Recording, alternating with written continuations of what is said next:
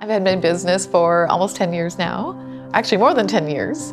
And I started as a retail photographer doing portraits and weddings and events and all that.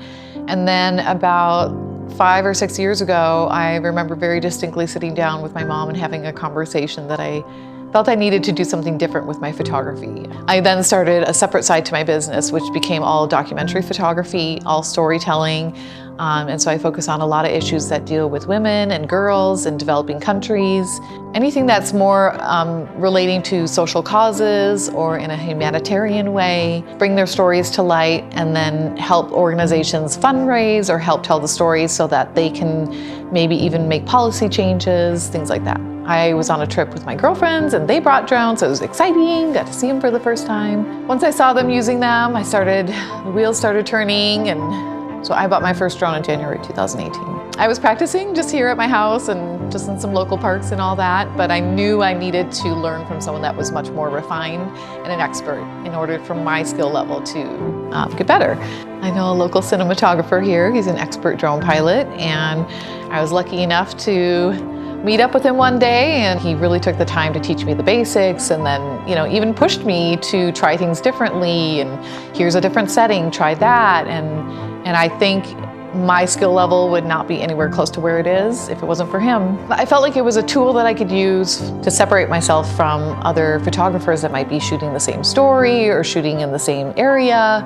It not only gives you a broader perspective of what's going on, you can see the bigger picture, but you're able to pick out different nuances and different details that probably wouldn't have noticed before. Coming from the field of photography and then picking up a drone, the great thing was I already had the skill set on how to create great imagery, how to expose images correctly, how to compose them, all that. So I was just translating that skill set to a new tool and utilizing it in a different perspective. I think one of the things that I have not utilized in my photography business was any type of video content. So being able to throw a drone up in the air and show moving parts of a situation, I think adds another element to the storytelling that I wasn't able to provide before. I've been really lucky to flown a lot of cool places. I did a whole road trip last summer, all the way up the California coast and then all the way up the Oregon coast, some of my most favorite places to drone in the country. Recently in Mexico, I have droned in Croatia and Montenegro, in Portugal.